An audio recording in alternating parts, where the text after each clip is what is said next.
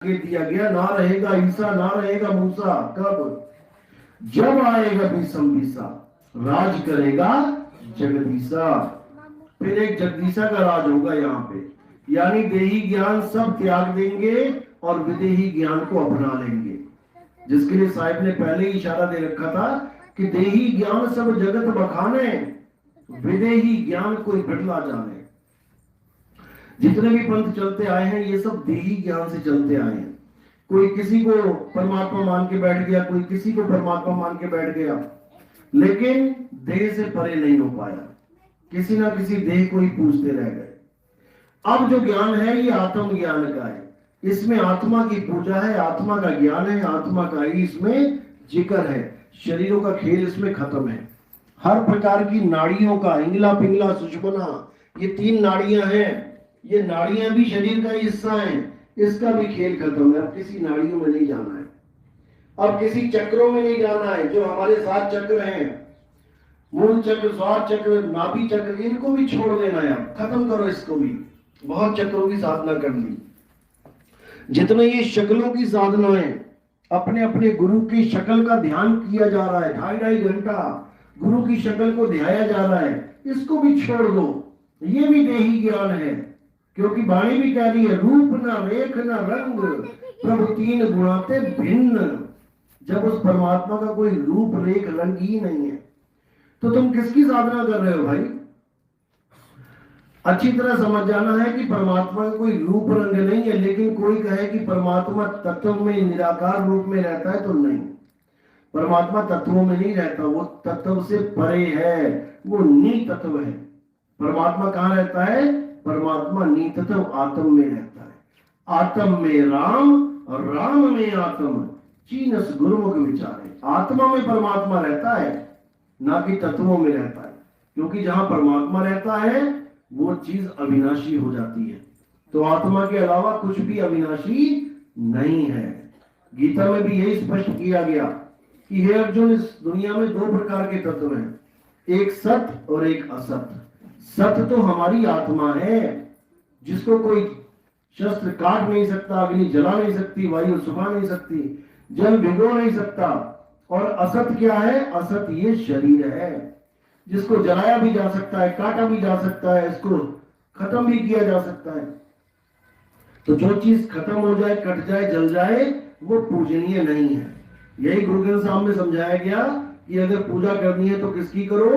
अरे आत्म देव पूजिए, गुरु के पाए सुहाए।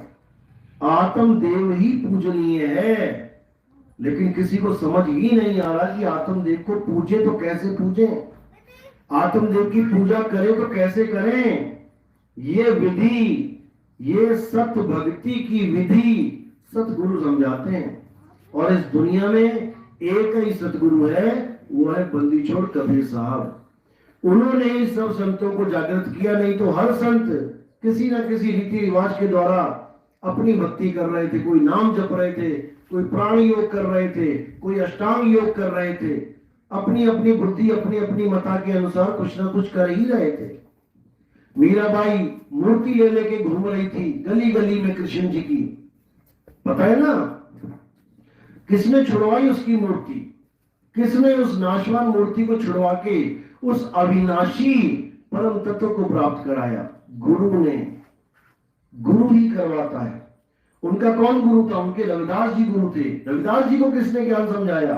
कबीर साहब ने।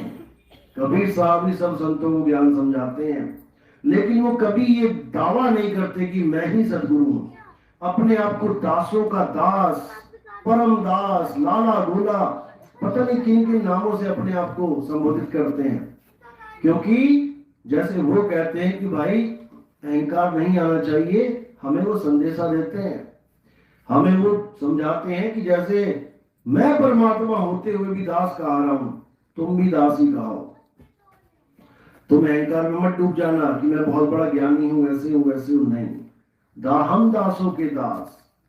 जब तुम्हारे अंदर ये भावना आ जाएगी कि मैं तो दासों का भी दास हूं, तो फिर तुम्हारी मुक्ति निश्चित है, फिर तुम्हें कोई नहीं रोक सकता। बस सत भक्ति होनी चाहिए तुम्हारे पास, सही विधि होनी चाहिए। परमात्मा को पाने की सत भक्ति होगी तभी आगे रास्ते खुलेंगे, नहीं तो खुलेंगे नहीं। तो मीरा ने जैसे नाशवान मूर्ति को त्यागा और अविनाशी को पाया, तो मीरा भी बोल पड़ी, पायो मैं नाम रतन धन पायो, वस्तु अमोलक दी मेरे सतगुरु। अब वो मूर्ति का तो कोई ना कोई दाम होगा ना। आप मूर्ति लेने जाओ, 20 रुपए, 40 रुपए, 100 रुपए, 1000, 2000, 5000, कुछ तो दाम होगा। लेकिन मीरा ने क्या बोला, वस्तु अमोलक दी मेरे सतगुरु, ऐसी वस्तु दी जिसका कोई मोल ही नहीं है। अब ऐसी कौन सी चीज है इस दुनिया में जिसका कोई मोल ही नहीं है? वो केवल और केवल आत्मा है। आत्मा का कोई मोल नहीं। तुम सारी दुनिया की दौलत भी दे दोगे ना, तब भी इस आत्मा को तुम खरीद नहीं सकते। ये आत्मा अचल है, अडोल है, अभोल है। हम तो सांस तक नहीं खरीद सकते। हवा देखो कितनी सिलेंडरों में भर लो, कितनी भर सकते हैं? दुनिया भर की हवा भर लो सिलेंडरों में, लेकिन एक हवा भी नहीं दे सकते उसको, एक सांस जीव को। उसके लिए भी आपको परमात्मा से अरदास करनी पड़ती है कि मेरे पिताजी को बचा लो। जबकि सांस ही ले रहे हैं, नकली सांस देके देख लो, वेंटिलेटर पे नहीं चलेगा जी। तो ये सारा खेल परमात्मा का है, उसको समझो, उसको जानो। और वो कोई पत्थर में, मूर्त में नहीं बसा है, वो तुम्हारे घट में है। कौन से घट में? आत्म घट में। 3 प्रकार के घट है आपके पास, एक शरीर घट और एक मन घट और एक आत्म घट। जो तन घट है, शरीर घट है, उसमें क्या है? उसमें ये चक्रास है, ये सारे चक्र, ये सारी नाड़ियां, ये सारे अंग, दिल, गुर्दे, हाथ, पैर, आंख, कान, नाक, ये तन घट में है। मन घट में क्या है? मन घट है ज्योत स्वरूपी, जिसमें प्रकाश ही प्रकाश है सब। तो प्रकाश ही प्रकाश को देखते हुए हर जीव भरमा जाता है कि मुझे परमात्मा मिल गया। लेकिन वो परमात्मा नहीं मिला, वो मन मिला। संतो तन खोजा मन पाया, मन ही श्रोता, मन ही वक्ता, मन ही निरंजन राया। ये मन ही निरंजन है। तुमने तन को साइड कर दिया, लेकिन मन के जाल में फंस गए। अब ये निरंजन तुम्हें ऐसा भरमाएगा कि तुम्हें समझ में नहीं आएगा करे तो करे क्या। जिसको बोला मन ही स्वरूपी देव निरंजन, तुम्हें रात भरमाई हो, ए हंसा तू अमर लोक का, बड़ा काल बस आई हो। ये मन ही निरंजन है, ये मन ज्योत स्वरूप है, ये परमात्मा नहीं है। मन तू ज्योत स्वरूप है, अपना मूल पहचान। यानी मन ही ज्योत स्वरूप है, मन परमात्मा नहीं है। लोग मन को ही परमात्मा मान बैठे हैं, लोग निराकार को परमात्मा मान बैठे। जब तक ये भ्रम नहीं टूटेगा, दिमाग से नहीं जाएगा, जब तक भूल जाओगी परमात्मा मिलेगा। परमात्मा न साकार तन है, न निराकार मन है। तो फिर परमात्मा क्या है? परमात्मा शब्द है। तन और मन से परे शब्द ही परमात्मा है। साकार और निराकार से परे शब्द ही परमात्मा है, जिसको नानक साहब ने बोला, शब्द गुरु सुरत धुन चेला। असली गुरु हमारा शब्द गुरु है। कबीर साहब कहते जग व्यवहार के कारण गुरु की रामानंद, अरे शब्द हमारा गुरु है सदा हमारे संग। जग व्यवहार के कारण कबीर साहब, आपको पता है कि कबीर साहब मूर्ति पूजा नहीं करते थे और कबीर साहब मूर्ति का पूरा खंडन करते थे। लेकिन उन्हें जो गुरु मिला वो ऐसा गुरु मिला जो मूर्ति पूजता था। अब करे तो करे क्या? शुरू में कबीर साहब जब गुरु जी के पास गए अपने, जब नाम दीक्षा नहीं ली थी, तब उन्होंने अरदास करी कि महाराज मुझे नाम दीक्षा दे दो। क्यों? उन्हें क्या जरूरत पड़ गई एक ब्राह्मण से नाम दीक्षा लेने की, जबकि वो पूर्ण ज्ञानी थे। क्योंकि जब वो ज्ञान समझाते थे, परे की बात बताते थे, लोग उनसे सवाल करते थे, महाराज जी एक बात बताओ, ये आपको इतना ज्ञान कहां से आ गया? गुरु के बिना तो ज्ञान होता नहीं। आप भी कह रहे हो गुरु बिन माला फेरते, गुरु बिन देते दान, गुरु बिन दोनों निष्फल है, पूछो वेद पुराण। तो आपने बिना गुरु के ये ज्ञान कहां से प्राप्त कर लिया भाई? तब कबीर साहब को जवाब नहीं आता था ये समझाने के लिए कि मैं ही परमात्मा हूं, क्योंकि वो बता नहीं सकते थे। वो बताते तो लोग उनकी पूजा करने लग जाते। इसलिए उस राज को छुपाने के लिए कबीर साहब ने यह विचार किया कि अब गुरु धारण किया जाए। ताकि कल को ये कोई पूछेगा तुम्हारा गुरु कौन है, किसने ज्ञान दिया, कम से कम गुरु का नाम तो बता दूंगा। उस वक्त जो रामानंद गुरु थे सबसे मशहूर गुरु थे। उनके पास जब कबीर साहब गए कि हमें दीक्षा दे दो महाराज जी, तब उन्होंने क्या कहा कि तुम्हारी जात क्या है। उन्होंने कहा भाई मैं तो जुलाहा हूं। तो उन्होंने नाम दीक्षा देने से मना कर दिया कि मैं तो उच्च कोटि उच्च जात वालों को दीक्षा देता हूं, ब्राह्मण हो, क्षत्रिय हो, वैश्य हो, मैं शूद्रों को दीक्षा नहीं देता भाई, क्योंकि फिर कल को तुम सेवा करोगे तुम्हारे हाथ का पानी भी पीना पड़ जाएगा, हम ये घोर अनर्थ नहीं कर सकते। कबीर साहब ने कहा ठीक है। अब कबीर साहब ने जिसको गुरु धारण करने का विचार बना लिया, अब तो गुरु उसी को बनाना है, दूसरे के पास नहीं गए।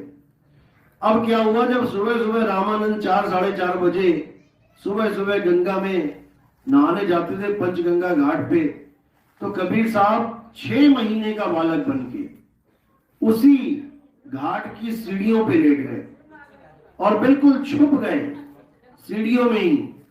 तो जब सुबह सुबह गुरुजी आए अंधेरे अंधेरे में, तो उन्होंने जैसे ही कदम रखा घाट पे, पौड़ियों पे, सीढ़ियों पे, तो वहां छोटा सा बच्चा उसके सिर पे पैर लगा। अब लगे रोने। अब जब वो रोने लगे तो उस बच्चे को गुरुजी ने उठा लिया, क्योंकि भले ब्राह्मण है लेकिन दिल में दया तो है ना, उठा लिया। अब उनसे बोले बच्चे से कि भैया बेटा रो मत, राम राम बोल। अब यहां पे तो दीक्षा पूरी हो गई। कबीर साहब ने वो दीक्षा वहीं ले ली, राम राम की दीक्षा हो गई पूर्ण। लेकिन अब दुविधा ये थी कि छोटे से बच्चे से पूछ नहीं सकते 6 महीने से कि तेरी जात क्या है। गुरुजी को तो पता भी नहीं कि मैंने दीक्षा भी दे दी, और बिना जात पूछे दीक्षा हो गई। कबीर साहब की जात भी रोड़ा नहीं बनी। ये इसलिए हुआ क्योंकि वो 6 महीने के बच्चे बन गए थे। अगर बड़े होते वहां पर तो क्या गुरु रामानंद पहचानते नहीं? पहचान लेते। ये कबीर तू क्या कर रहा है यहाँ पे? वो बच्चा बन के उसको गले से लगा लिया। बच्चा बने हुए थे कबीर साहब।